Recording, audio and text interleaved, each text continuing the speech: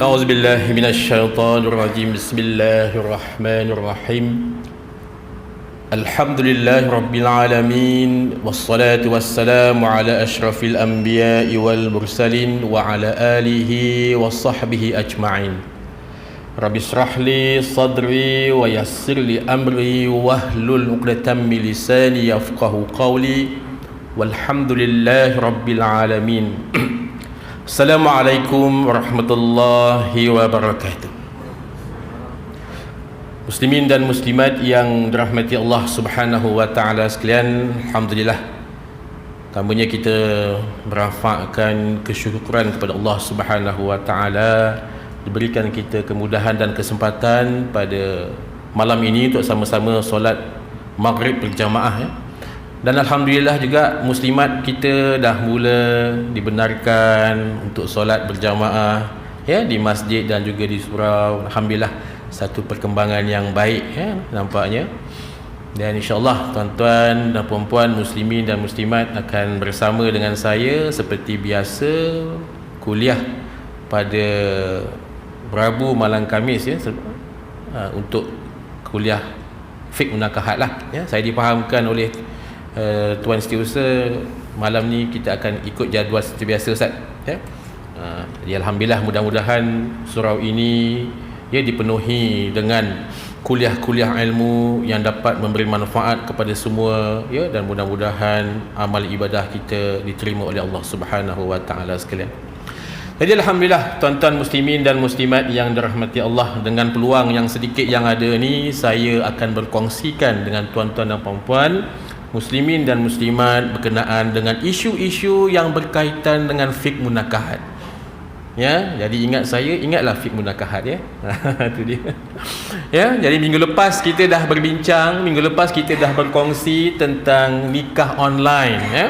Nikah online mungkin ada yang tak berkesempatan minggu lepas ya. Kita dah kongsi macam manakah kaedah yang dilaksanakan oleh pihak Jabatan Agama Islam Selangor berkenaan dengan nikah online semasa dalam tempoh PKP yang lalu ya. Tapi jadi nikah online ni dibolehkan ya, sebab ada fatwa ya, ada fatwa berkenaan dengan nikah online, dan alhamdulillah kita telah pun memenuhi ya keperluan fardu kifayah menikahkan mereka yang memang amat ya perlu untuk bernikah ketika itu. Jadi muslimin dan muslimat yang dirahmati Allah Subhanahu wa taala sekalian ya, pada malam ini saya nak berkongsi lagi dengan tuan-tuan dan puan-puan isu berkaitan dengan fiqh munakahat yang saya kendalikan sendiri di Pejabat Agama Islam Daerah Gombak.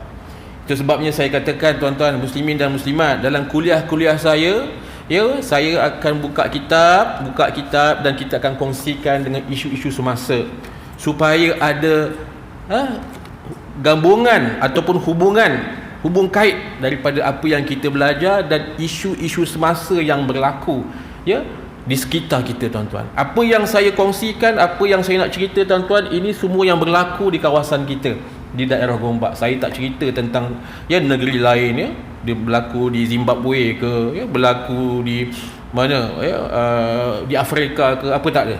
Saya memang cerita lokal punya ya, yang berlaku di sekeliling kita, di kalangan masyarakat kita, supaya kita tahu apa isu yang berlaku dan macam mana kita nak selesaikan masalah ini kalau berlaku dalam keluarga kita ya. Jadi di Gombak ni tuan-tuan boleh tahan ya, sebab kita di Gombak ni dekat dengan Kuala Lumpur. Jadi kita memang penduduk yang padat dan banyak isu kekeluargaan juga ya berlaku ya, sebab ini adalah kehidupan manusia. Muslimin dan muslimat yang dirahmati Allah, apa yang saya nak sampaikan, yang baik kita jadikan tauladan, yang tak baik kita jadikan sempadan ya. Jadi ilmu-ilmu ini yang kita gunakan untuk memberi manfaat dalam kehidupan kita dan supaya kita sentiasa menjadi insan yang terbaik di sisi Allah Subhanahu wa taala. Jadi pada awal tahun yang lalu ya, sebelum PKP, pada awal tahun yang lalu sebelum PKP, saya ada terima 3 kes yang pelik tapi berlaku. 3 kes yang pelik tapi berlaku tuan-tuan. Ini yang saya nak kongsikan dengan tuan-tuan. Apa 3 kes yang berlaku ni ya, bendanya memang kalau kita dengar Peliknya ustaz, tapi ianya benar-benar berlaku tuan-tuan. Ini kisah benar, bukan rekaan semata-mata. Muslimin dan muslimat yang dirahmati Allah, kes yang pertama saya nak kongsikan dengan tuan-tuan dan puan-puan. Saya telah pun didatangi oleh dua orang lelaki. Datang ke pejabat saya, dua beradik, seorang abang dan seorang adik. Abang ni dia dalam usia 50-an dan adik ni 40-an. Jadi datang berjumpa dengan saya, ya, masuk dalam bilik. Assalamualaikum ustaz. Waalaikumsalam. Khabar ustaz? Alhamdulillah sihat. Khabar sihat ke? Alhamdulillah sihat ustaz. Sila duduk. Biasalah kita dengan klien kena macam itulah, sambut dia dengan baik, ya, sebab dia datang tu nakkan bantuan kita. Ya, dia datang tu dia nakkan sesuatu daripada kita yang diharapkan boleh menyelesaikan masalah. Jadi saya tanya, daripada mana ni? Dari dekat-dekat sini je ustaz, daripada Gombak juga. Apa cerita ni? Macam ni ustaz, saya datang ni bawa adik saya.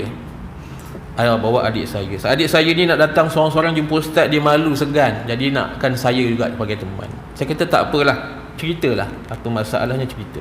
Jangan malu, jangan segan, cerita semua.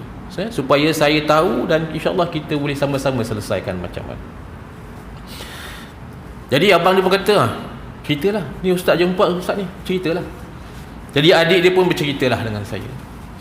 Ustaz macam ni ustaz, dia kata saya nak minta pandangan ustaz lah. Saya kata, yalah, apa pandangannya, apa isunya? Saya dengan isteri saya ustaz, sebenarnya kami ni biasalah rumah tangga. Ni kadang-kadang okey, kadang-kadang tak okey, kadang-kadang ada isu, kadang-kadang ada masalah, kadang-kadang ada bahagia dan sebagainya. Tapi saya tidak pernah bercerai pun dengan isteri saya.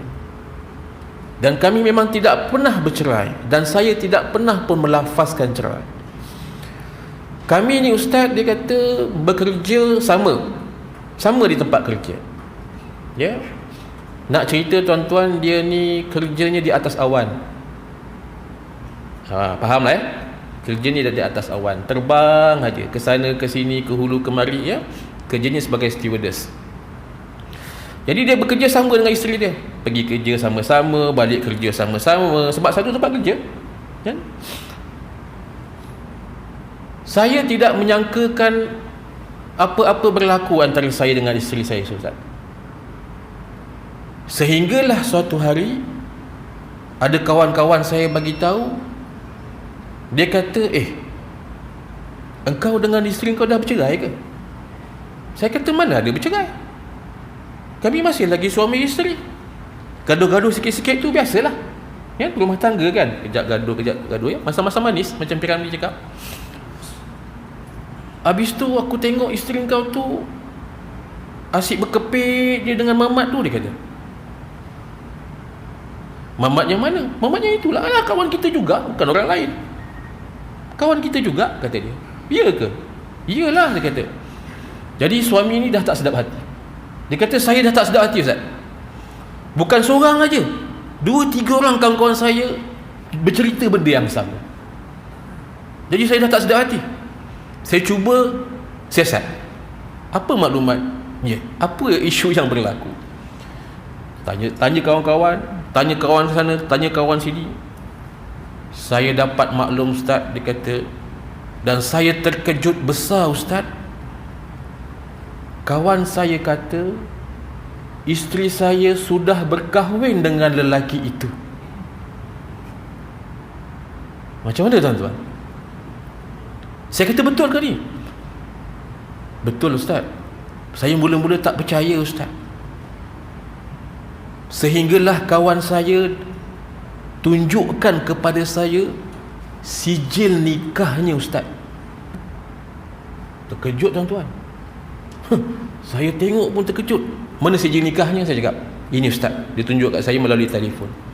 Saya tengok, ini betul namanya? Betul, Ustaz. Ini betul nama isteri kamu? Betul, Ustaz. Ya? Dan saya tengok sijil nikah itu bukan sijil nikah di Malaysia, sijil nikah di luar negara.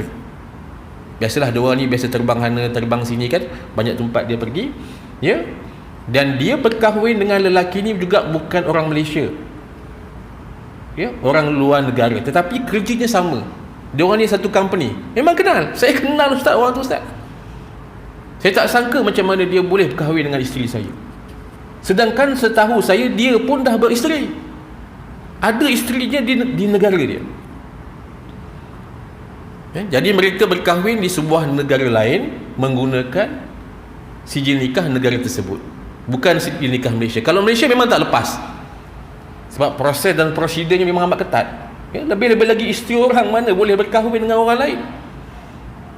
Dia kata patutlah ustaz, dia kata saya selama ni rasa tak sedap hati. Kemana saja saya pergi, lelaki ni mesti ada.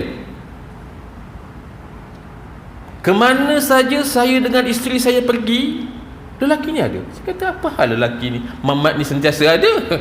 Kan? Saya pergi bercuti dengan isteri, tiba-tiba dia muncul, ada.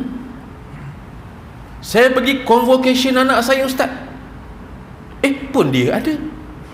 Saya pun pelik juga, takkan pihak universiti pun jemput dia. Di mana-mana saya pergi, dia ada. Dan saya yang paling terkejut juga ustaz, dia kata ustaz tengok ni, dia tunjuklah gambar yang dia dapat daripada kawan-kawan dan juga isteri dia. Sebab bila dah berlaku tu, dia tanya isteri dia tau, isterinya mengaku, betul mengaku. Jadi dia tunjuk gambar-gambar. Ustaz tengok ustaz, gambar mereka pergi bercuti bersama, macam suami isteri gambarnya. Kita kalau dengan suami isteri bergambar macam mana je? Mestilah dengan mesra je pegang sana, pegang sini, peluk sana, peluk sini. Biasalah suami isteri. Jadi begitulah mereka. Bukan di situ juga ustaz. Ustaz tengok ustaz, gambar mereka boleh pergi umrah bersama. Pergi umrah bersama tuan-tuan. Saya tengok gambarnya tu dekat Kaabah, Masya Allah, berdua dekat gambar kat Kaabah, selfie sekali. Saya kata apa hukumnya macam ni? Pelik tak tuan-tuan? Ini berlaku. Itu yang sedih saya ustaz. Macam mana saya nak buat ustaz? Tuan-tuan, berlaku tuan-tuan. Kita biasa dengar lelaki yang berpoligami, betul tak? Ini perempuan pula boleh berpoligami. Apa cerita? Ini mazhab mana dia belajar ni? Mazhab mana dia belajar ni? Ini yang pelik tuan. Pelik tapi berlaku di tempat kita. Jadi suaminya memang rasa sedih tuan-tuan. Saya tengok memang dia down. Macam mana ustaz, saya sayangkan isteri saya ustaz, dia kata. Saya tak pernah pun melafazkan cerai. Kenapa dia boleh curang dengan saya, kahwin pula dengan lelaki lain. Lelaki tu pun kawan saya juga, satu tempat kerja. Saya ni macam orang bodoh ustaz dia buat. Pergi kerja sama je, balik kerja sama. Rupa-rupanya isteriku dah menjadi milik orang lain, berkongsi dengan orang lain. Tak syak apa-apa suami dia sebelum itu. Tapi daripada kawan-kawan cerita-cerita, rupanya kawan-kawan pun dah lama tahu. Apa yang saya nak buat ustaz? Saya kata, encik, dia kata, yang pertama tuan kena banyak sabar. Kena banyak sabar, sebab benda dah berlaku. Yang kedua, saya kata, kalau ikut hukum, pernikahannya itu tidak sah. Sebab apa tidak sah? Sebab perempuan ini masih lagi isteri orang, belum diceraikan. Macam mana pula boleh berkahwin lain? Itu tidak sah, saya kata. Apa yang tuan perlu buat, saya kata, saya nasihatkan dia, pergilah ke mahkamah syariah, buat aduan di mahkamah syariah, minta difarakkan nikah mereka ini. Minta difarakkan nikah, sebab nikahnya tak sah. Dan kedua, terpulang kepada tuan, sama ada tuan boleh lagi menerima perempuan sebegini atau tidak. Terpulang. Kalau tuan tak buat, saya kata tuan dayus. Sebab apa dayus? Sebab dia membenarkan isterinya melakukan maksiat, berkahwin dengan orang lain. Ini kena buat. Kena pergi mahkamah syariah, saya kata, buat minta farak nikah. Tuan kalau ada bukti, ada saksi, bawalah ke mahkamah, buat aduan, minta hakim farakkan nikah, sebab pernikahannya ini tidak sah daripada sudut hukum syarak dan juga undang-undang. Saya kata, saya tak tahulah tuan-tuan macam mana dia bernikah di negara itu, bagaimana kaedah digunakan untuk bernikah di situ, sedangkan dia masih lagi isteri orang. Ini berlaku tuan-tuan. Pelik Saya pun first time saya dengar perempuan berpoligami. Ini bukannya lelaki berpoligami, perempuan berpoligami. Itu kes yang pertama.